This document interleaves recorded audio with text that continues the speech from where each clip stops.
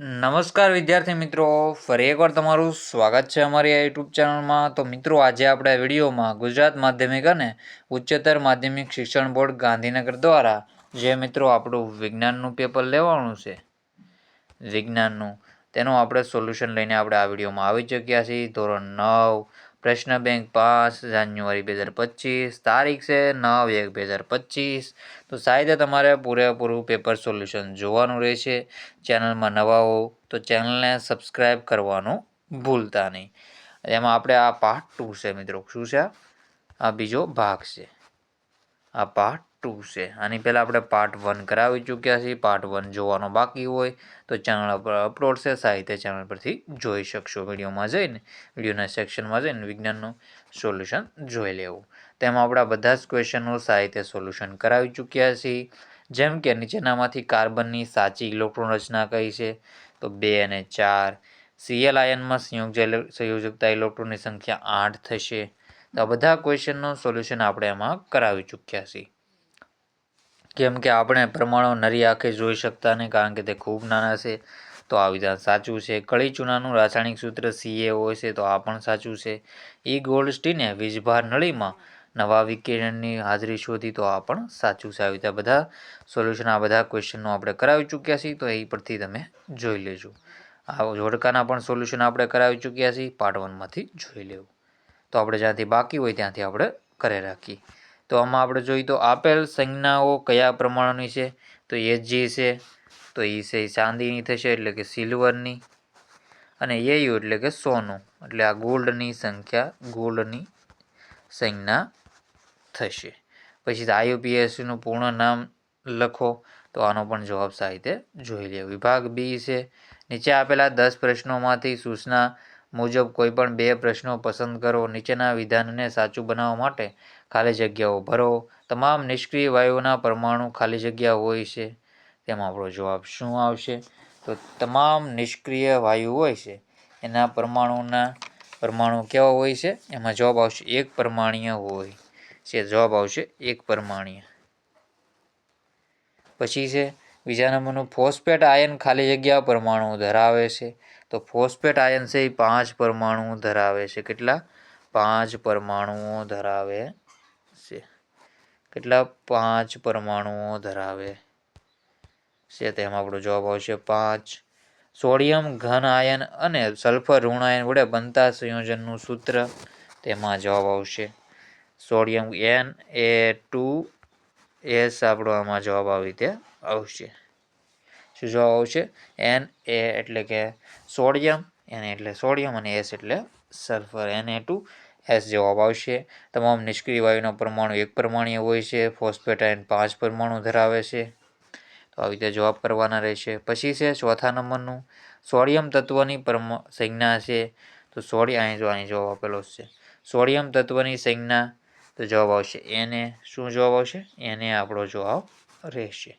Potassium તત્વની સંજ્ઞા, તો એમાં જવાબ આવશે K એટલે કે પોટેશિયમ. એમાં આપણો જવાબ થશે. તો આવી રીતે તમારે જવાબ ટીક કરી લેવાના રહેશે.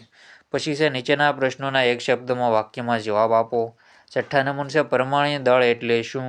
તો પરમાણ્વીય દળ એટલે શું, એનો જવાબ તમારે દેવાનો રહેશે. તો પરમાણ્વીય દળ એટલે શું?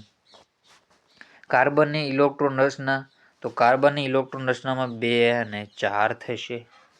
પછી છે સોડિયમની ઇલેક્ટ્રોન રચના જણાવો. સોડિયમની ઇલેક્ટ્રોન રચના 2 થશે, 8 થશે અને 1 થશે. નાઇટ્રોજનની ઇલેક્ટ્રોન રચના જણાવો. તો નાઇટ્રોજનની ઇલેક્ટ્રોન રચના થશે 2 અને 5. પછી છે સંયોજકતા વ્યાખ્યા આપો. સંયોજકતાની વ્યાખ્યા તમારે સાહિત્ય દેવાની રહેશે. નીચેના પ્રશ્નોના એક શબ્દ વાક્યમાં જવાબ તમારે આપવાના રહેશે. તેમાં પહેલું છે ઇથેનોલ C2H5OS નું આણ્વિક દળ થશે. તમારો એનો જવાબ દેવાનો રહેશે. તો આ વિધાન કેવું રહેશે? રાસાયણિક સૂત્ર લખો. કેલ્શિયમ ઓક્સાઇડ, તો CaO calcium oxide. Calcium carbonate CaCO3 જવાબ રહેશે આનો. પછી આણ્વિક દળ ગણો. સોડિયમ ક્લોરાઇડ, કોપર ઓક્સાઇડ, એનું આણ્વિક દળ તમારે ગણવાનું રહેશે. પછી NaOS નું આણ્વિક દળ ગણો. પુસ્તકમાંથી તમને મળી જશે આના જવાબો. C6H12O6 નું આણ્વિક દળ ગણો. તો આના પણ તમને જવાબ મળી જશે. કેનાલ કિરણોની શોધ કોણે કરી હતી? તે કેવો વીજભાર ધરાવે છે? પરમાણુના 3 અપરમાણ્વીય કણોના માપ આપો અને તેમની સંજ્ઞાઓ લખો. Mg પરમાણુમાં કેટલી કક્ષાઓ રહેલી હોય છે? તેમના નામ જણાવો. આપેલ તત્વોના પરમાણુ ક્રમાંક લખો. તેમાં જવાબ આવશે કાર્બન અને ઓક્સિજન. શું છે? કાર્બન અને ઓક્સિજન. પરમાણુ ક્રમાંકની વ્યાખ્યા આપો. પરમાણુ ક્રમાંક શું દર્શાવે છે? પછી છે વિભાગ સી. આપેલ માહિતીનો ઉપયોગ કરી ગણતરી કરે છે. નીચે આપેલ 15 પ્રશ્નોમાંથી સૂચના મુજબ કોઈપણ 3 પ્રશ્નો પસંદ કરો. નીચેના વિધાન સાચા છે કે ખોટા તે જણાવવાનું રહેશે. તો વિધાન સાચા છે ખોટા તેનો આપણે જવાબ ટીક કરી લઈએ. તો પહેલું છે Na+ આયન સંપૂર્ણ ભરાયેલી K અને L કક્ષાઓ ધરાવે છે. તો આ વિધાન કેવું થશે? તો આ વિધાન બિલકુલ સાચું થશે. કેવું થશે? આ વિધાન સાચું થશે. જો Z બરાબર 3 હોય તો તે તત્વની સંયોજકતા કેટલી થશે? Z બરાબર 3 હોય તો તે તત્વની સંયોજકતા કેટલી થશે? તો આ વિધાન કેવું રહેશે? આ વિધાન છે એ ખોટું રહેશે. H+ આયન સંપૂર્ણ ખાલી K કક્ષા ધરાવે છે. તો આ વિધાન છે સાચું રહેશે. N કક્ષા એ કોઈપણ પરમાણુની સૌથી અંદરની કક્ષા છે. તો આ વિધાન છે એ ખોટું છે. ક્લોરીનનું પરમાણુ દળ 35 U છે. તો એમાં જવાબ આવશે. તો આ વિધાન પણ ખોટું છે. નીચેના વિધાનને સાચું બનાવવા માટે ખાલી જગ્યાઓ પૂરો. નાઇટ્રોજનમાં રહેલા સંયોજકતા ઇલેક્ટ્રોનની સંખ્યા કેટલી થશે? તેમાં આપણો જવાબ આવશે 3. જો કોઈ પરમાણુની ઇલેક્ટ્રોન રચના 2, 8, 2 હોય તો તેનો પરમાણ્વીય ક્રમાંક થશે. પરમાણ્વીય ક્રમાંક હશે. તેમાં આપણો જવાબ શું આવશે? જો કોઈ પરમાણુની ઇલેક્ટ્રોન રચના 2, 8, 2 હોય તો તેનો પરમાણ્વીય ક્રમાંક કેટલો થશે? તો એનો જવાબ આવશે 12. આમાં જવાબ આવશે 12. અહીં ટીક કરી લેવું. શું જવાબ આવશે? 12 જવાબ રહેશે. તો આવી રીતે તમારે જવાબ સાહિત્ય ટીક કરી લેવા. આગળના ક્વેશ્ચન છે કોઈ પણ તત્વની કક્ષામાં રહેલા મહત્તમ ઇલેક્ટ્રોનની સંખ્યા ખાલી જગ્યા સૂત્ર વડે. તો 2n². 2n². જો કોઈ પરમાણુનો પરમાણ્વીય ક્રમાંક 14 હોય તો તેની ઇલેક્ટ્રોન રચના. તો ઇલેક્ટ્રોન રચના 2, 8, 4. શું જવાબ આવશે? 2, 8, 4. આયન તરીકે વર્તન કરતા પરમાણુના સમૂહને કહે છે. તો ખાલી જગ્યા આયન કહે છે. તો એમાં જવાબ આપણો શું આવશે? એમાં જવાબ આવશે એલ્યુમિનિયમ ક્લોરાઇડ આવશે.